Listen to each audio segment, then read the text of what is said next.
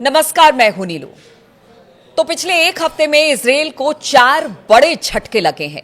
पहले तो कुदरत की मार से इजराइल परेशान रहा, उसके बाद हमास के हमले और हूती के हमलों ने उसे और परेशानी में डाला। कहां कहां किस किस तरह से बीते एक हफ्ते से हल्कान इजराइल दिखाई दे रहा है। बातचीत करने के लिए मयंक मेरे साथ हैं। मयंक, पिछले एक हफ्ते में हमने देखा कि इजराइल बहुत संकट के दौर से गुजर रहा है।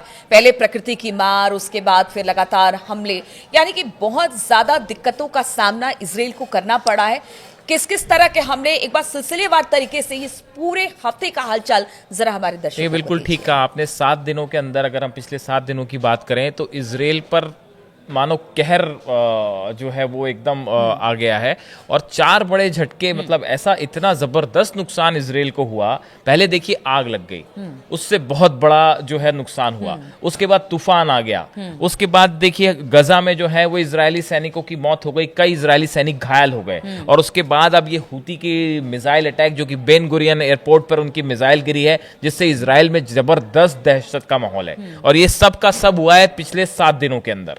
और देखिए ये जो जिस तरह से माहौल इस समय इजराइल में है और जितना सेटबैक है इजराइल का, इसको लेके एक टर्म हमने पिछली बार भी बताया था कि एक टर्म जो है वो पूरे गजा में, फिलिस्तीन में, लेबनान में बहुत ज्यादा सोशल मीडिया पे वायरल हो रही है। और वहां के फिलिस्तीनी जो लोग हैं वो ये कह रहे हैं कि ये अल्लाह का इंसाफ है। ये बताना आपको इसलिए जरूरी है क्योंकि सोशल मीडिया पे इस तरह से एक चर्चा छिड़ गई है, जो फिलिस्तीनी बार बार कह रहे हैं कि गजा में जिस तरह से स्ट्राइक की है इजराइल ने, और वहां जैसे जिस तरह से बच्चे भूखे हैं और मर रहे हैं, और जिस तरह की स्ट्राइक हो रही है, लोग मर रहे हैं, तो इस तरह से एक गुस्सा एक प्रकार का फिलिस्तीनियों का निकल रहा है इजराइल के ऊपर। और वो ये कह रहे हैं कि ये कुदरत ने जो है वो इजराइल को सजा दी है, ये अल्लाह का अजाब है और अल्लाह जो है वो अब सजा दे रहा है। इस तरह की बात सोशल मीडिया में वायरल हो रही है। देखिए आपने जो 4 बातें पूछी, सबसे पहली बात तो थी जो सबसे हम पहला बात करेंगे कि जिस तरह से आग लगी, अब उसके आंकड़े निकल के सामने आ गए हैं कि इजराइल को उस आग से कितना नुकसान हुआ। देखिए बताया जा रहा है कि 6000 एकड़ जमीन, जंगल पूरी तरह से जलकर खाक हो चुके हैं। करीब 45 लोग इसमें हॉस्पिटल्स में भर्ती हैं जो कि बुरी तरह से जख्मी थे। फसलें नष्ट हो गई हैं, पेड़ जल गए हैं। जैतून की बहुत बड़ी खेती होती है इजराइल में, वो पूरे के पूरे पेड़ जो है वो जैतून के तबाह हो गए। कनाडा पार्क है वहां पे इजराइल का, वहां 70% वो पूरा पार्क का इलाका जो है वो जल के खत्म हो चुका है। और इजराइल की बायोडाइवर्सिटी को बहुत बड़ा नुकसान हुआ है। और देखिए ये जो है आने वाले समय में ये जो है पर्यावरण के लिहाज से ये इजराइल के लिए बहुत बड़ा सेटबैक था। अब ये बात हो गई आग की। तूफान जो आया उसके दृश्य सबने देखे, उसकी तस्वीरें सबने देखी। फ्लाइट्स रोकनी पड़ी, कई इलाकों में जो है आर्मी बेसिस में काफ़ी नुकसान हुआ। तो उसके बाद तूफान जो दूसरा था, 3 दिन के अंदर तूफान भी आ गया। पहले आग हुई, फिर तूफान आ गया।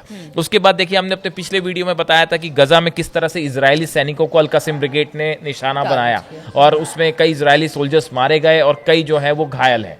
और उसके बदले फिर अब ये हुआ कि इजराइल को जो अपनी रिजर्व फोर्सेज जो है वो गजा में भेजनी पड़ गई हैं। ये तीसरी चीज हो गई। और जो चौतरफा मार की आप बात कर रहे हो, जो हमारा लेटेस्ट अटैक है वीडियो में जिसकी हम चर्चा कर रहे हैं, वो है बेन गुरियन एयरपोर्ट पे जिस तरह से हूती की मिसाइल गिरी है। ये पूरी दुनिया में सोशल मीडिया में चर्चा का मुद्दा बन गया है। देखिए जितने इजराइल के डिफेंस सिस्टम थे, चाहे आयरन डोम हो, चाहे थार्ड हो, एरो हो, सब के सब फेल हो गए। और जो हुतीज का दावा है कि ये जो मिसाइल है ये बेन गुरियन एयरपोर्ट के रनवे पे गिरी, जैसा कि हुतीज ने दावा किया। उसके बाद इजराइल ने तुरंत उसको प्रिपेयर करने का काम शुरू किया। और यहां तक बताया जा रहा है कि इस हमले में 6 लोग घायल भी हैं, ऐसा हुतीज का दावा है। तो देखिए जिस तरह से ये मिसाइल अटैक हुआ, उसके बाद से बताया जा रहा है कि इजराइल जो है उसने तुरंत स्ट्राइक यमन में शुरू कर दी है। और वहां के एक पोर्ट पे जो है बीती रात को इजराइल की तरफ से भारी बमबारी की गई है। लेकिन हुतीज ने एक बार फिर एक बड़ा ऐलान किया है जो कि बहुत बड़े खतरे की घंटी है इजराइल के लिए। हुतीज की तरफ से ये कहा गया है कि देखिए अभी तक हमने रेड सी में जो इजराइल और अमेरिका के शिप्स जा रहे थे, जहाज जो थे, हम उसको निशाना बना रहे थे।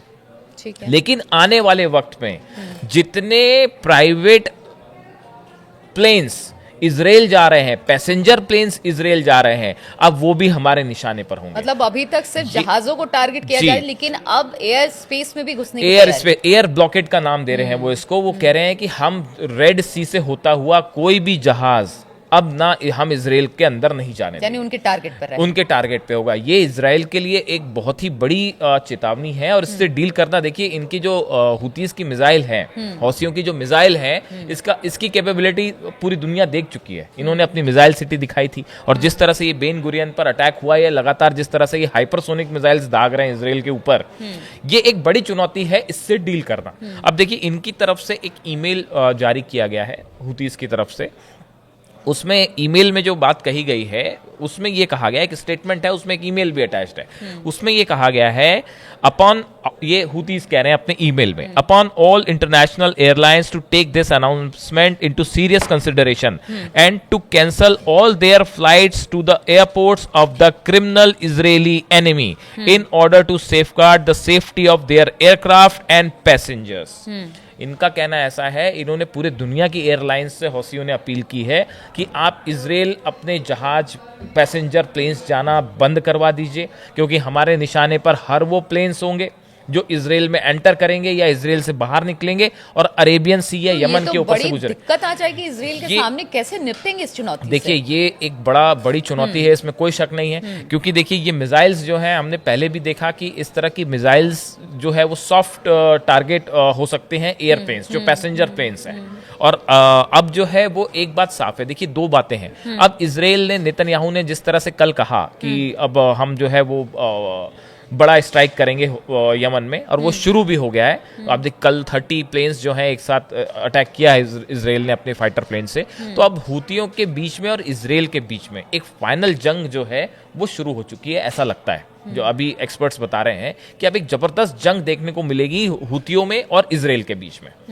और दूसरी एक बड़ी चीज ये और है, क्या ये एयर स्ट्राइक के तौर पर होगा? ये देखिए, ये एयर स्ट्राइक के तौर पे अभी तो फिलहाल जो अटैक है इजराइल का, वो F-16 प्लेन्स जो हैं वही जाके बम्बार्डमेंट कर रहे हैं और वापस आ रहे हैं। हालांकि कुछ ड्रोन अटैक्स भी हैं, मिसाइल अटैक्स भी हैं, लेकिन देखिए हुतीज के साथ को डील करना इसलिए थोड़ा सा मुश्किल है क्योंकि ये कोई गजा की तरह टेरिटरी नहीं है। ये एक बहुत बड़ा रेड सी का इलाका है जहां पे अलग अलग टुकड़ियां हैं, उससे डील करना मुश्किल है। और दूसरा, गजा में भी जो है अब एक फाइनल ऑपरेशन शुरू करना चाह रहा है इजराइल, जिसको लेकर एक बड़ा ये माना जा रहा है कि शायद गजा में अब एक फाइनल वॉर करके वहां से फिलिस्तीनियों को हटाने की कोशिश है, जिससे फिलिस्तीनी दोहरी चुनौती गाजा में और हुतीज के साथ। अब ऐसे में जो है, जो फिलिस्तीनी है, जो लेबनान में रह रहे हैं लोग या जो यमन में है, उनका एक प्रकार का गुस्सा इजराइल के खिलाफ है। और जो इसलिए ये बार बार ये बात कही जा रही है कि ये अल्लाह का इंसाफ है या अल्लाह का अजाब है जो इजराइल में लगातार नुकसान हो रहा है, जहां पे आपने बात शुरू की थी।